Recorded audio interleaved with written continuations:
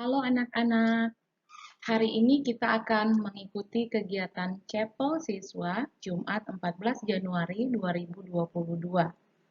Dan untuk minggu ini, tema Chapel kita adalah tentang hal bersukacita. Anak-anak pasti masih ingat ya, Natal dan Tahun Baru. Natal dan Tahun Baru itu merupakan kabar sukacita, terutama buat kita umat Kristiani. Karena momen Natal dan Tahun Baru ini merupakan momen di mana kita bisa berkumpul bersama dengan keluarga, dengan kerabat, dengan teman-teman, dan biasanya ketika kita bersuka cita, eh, kita cenderung lebih mencari hal-hal yang bisa menghibur diri kita. Biasanya ketika orang-orang ingin menunjukkan rasa sukacitanya, lebih memilih untuk mencari hiburan. Dalam hal bersukacita, orang-orang lebih memilih untuk mengunjungi tempat-tempat wisata, tempat-tempat hiburan, daripada tempat-tempat ibadah. Dalam hal ini ya ketika uh, menyambut Natal dan Tahun Baru, Bu Dewita sempat mengalami apa ya? Sempat mengalami semangat yang luntur gitu. Tidak seperti biasanya. Kalau di tahun-tahun sebelumnya untuk menyambut Natal dan Tahun Baru, biasanya Bu Dewita itu sangat antusias dan sangat bersemangat gitu. Tapi untuk tahun ini, khususnya di Natal 2021 dan ketika menyambut Tahun Baru 2022, sepertinya semangat itu luntur gitu. Itu dikarenakan uh, banyak mungkin terjadi persoalan di tengah-tengah kehidupan Ibu Dewita.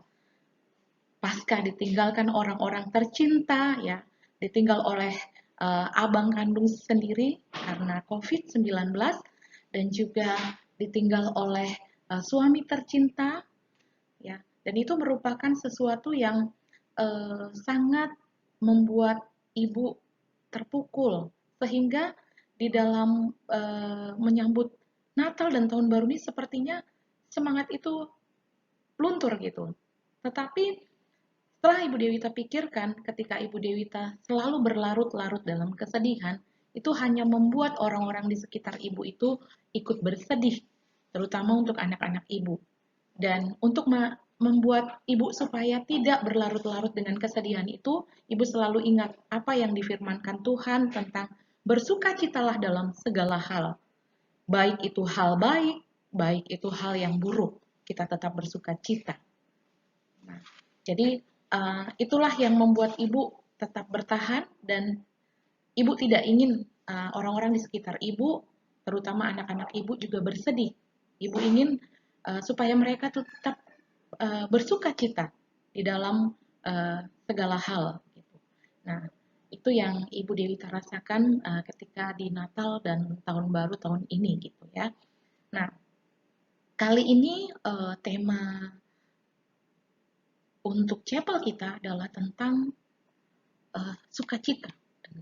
Kita bisa lihat di sini anak-anak uh, apa yang telah disampaikan oleh Paulus ya dalam kitab Filipi 1 ayat yang ke-1 sampai dengan ayat yang ke-4. Kita akan ambil Alkitab kita, kita bisa baca bersama-sama.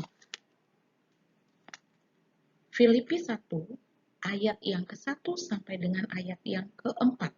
Demikian firman Tuhan.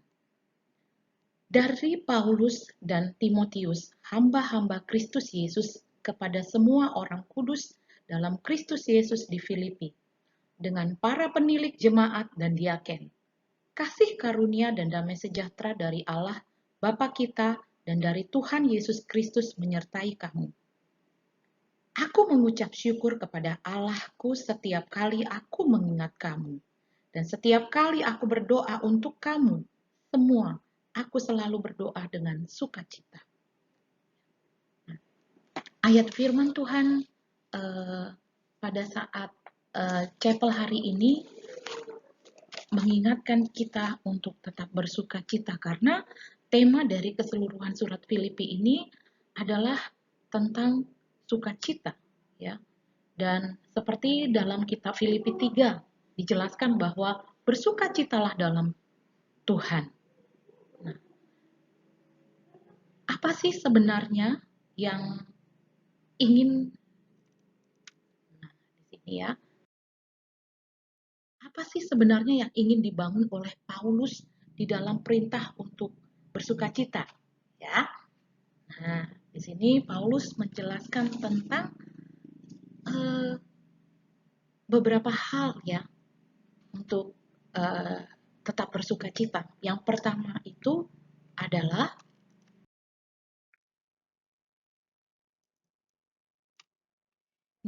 mengembalikan dan memusatkan hidup kepada Tuhan.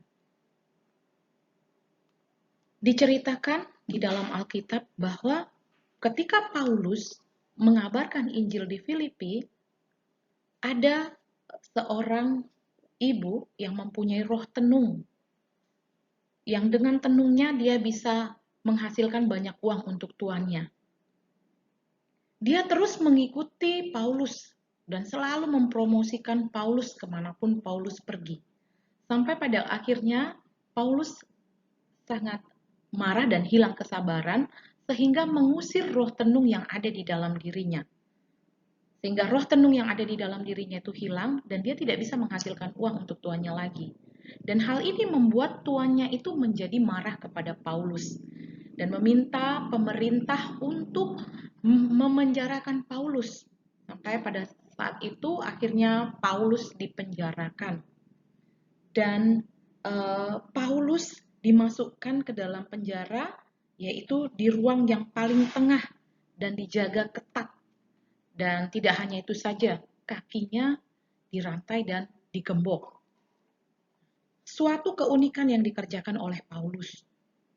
Ia melakukan hal yang tidak lazim, biasa dilakukan orang yang sedang dipenjara. Nah, ketika pintu terbuka karena pada saat itu ada gempa, Paulus tidak kabur. Ya, kalau orang sekarang pasti mungkin mengambil kesempatan untuk kabur. Di sini kenapa dia tidak kabur? Karena dia memperhitungkan segala sesuatunya itu dari sudut pandang Tuhan, bukan untuk kepentingan dirinya sendiri. Nah, waktu kepala penjara akan bunuh diri, Paulus berteriak dari dalam penjara untuk mencegahnya. Kepala penjara begitu kaget karena Paulus dan Silas masih ada di dalam penjara. Setelah tahu bahwa Paulus tidak kabur, kepala penjara langsung berlutut di hadapan Paulus. Dan posisi sosial langsung berbalik, yaitu narapidana berkuasa atas kepala penjara. Nah, di sini kita bisa lihat anak-anak, Paulus mengajak kepala penjara dan seluruh isi rumahnya untuk dibaptis agar mereka dapat diselamatkan. Kepala penjara menerima ajakan tersebut. Dia dan seisi rumahnya menyatakan diri menjadi orang Kristen dan selamat. Nah, melihat hal itu, para pembesar kota menjadi ketakutan dan datang kepada Paulus untuk minta maaf. Nah, memang sungguh luar biasa cara Tuhan mengatur semuanya. Berbeda dengan cara manusia. Kalau kita melihat bahwa ada banyak di sini manusia, gereja, seringkali berpikir bahwa dengan adanya KKR banyak orang-orang akan ditobatkan. Tapi di sini Paulus mengalami cara Tuhan seperti ini. Menjadi berpengaruh besar di kota Filipi, lalu membawa banyak orang kembali kepada Tuhan. Dan ini adalah sukacita yang sejati. Nah, cara Tuhan mengatur membuat Paulus dapat bersukacita. Dan sukacita tersebut dimulai pada waktu dia mengembalikan hidupnya kepada Tuhan. Hidup bersandar kepada Tuhan. Hidup berpusat kepada Tuhan. Kalau kita melihat orang dunia berusaha untuk mendapatkan sukacita melalui hiburan-hiburan.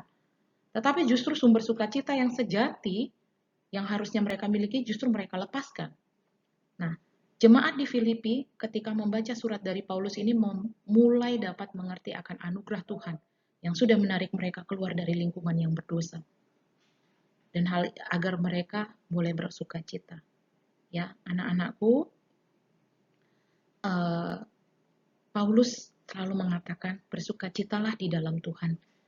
Itulah yang menjadi tema utama dari kitab Filipi ini. Paulus menulis surat ini di dalam penjara, bukan pada waktu dia di tengah kenikmatan dunia, Paulus juga menyatakan bahwa walaupun tubuhnya dibelenggu di dalam penjara, sukacitanya tetap penuh. Sukacita yang dari Tuhan tidak bisa ditutupi oleh apapun juga karena sifatnya memang penting.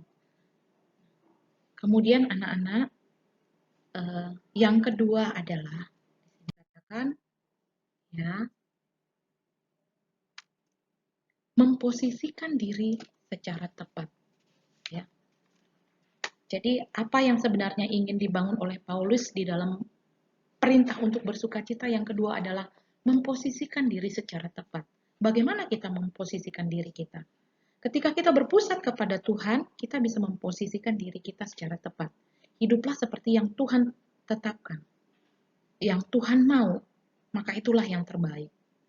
Nah, kita tahu bahwa sebelum Paulus bertobat, ya, dia sangat bangga dengan dirinya sendiri sebagai orang Yahudi, ya. Karena dia waktu itu memiliki segalanya. Ya, di usia muda sudah menjadi murid Gamaliel dan menjadi Farisi. Terus dia dinamakan sebagai Saulus yang artinya si besar. Walaupun dia namanya si besar, hidupnya tidaklah besar. Nah, andaikan Saulus pada saat itu tidak bertobat, maka pada hari ini tidak ada orang yang kenal dengan Saulus. Tetapi Tuhan tangkap dan pakai dia sehingga dia bertobat. Nah, hal pertama yang dilakukan setelah bertobat adalah melakukan pergantian posisi, berubah semua pandangan dengan mengubah namanya sendiri menjadi Paulus, yang berarti si kecil. Paulus benar-benar mengakui sebagai orang yang paling kecil, paling celaka, paling berdosa, sehingga dia menyadari dirinya sebagai seorang hamba Kristus, orang yang kecil menjadi yang terbesar. Karena dia mengerjakan seperti yang Kristus mau. Dan sukacita terjadi bukan di dalam kesombongan, tetapi justru di dalam kerendahan hati dan merendahkan posisi kita.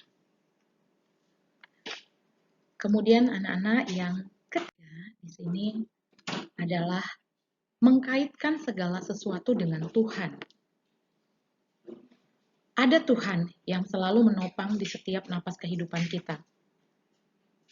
Kalau kita bisa lihat kaitan setiap langkah yang kita ambil dengan Tuhan, bagaimana Tuhan itu bekerja dalam hidup kita dan menyertai langkah hidup kita, kita akan dapat bersukacita. Waktu dan cara Tuhan sangatlah unik dalam hidup kita. Tidak terselami oleh pikiran manusia. Sulit untuk dapat dimengerti, tapi kita harus selalu taat. Kemudian anak-anakku, yang selanjutnya,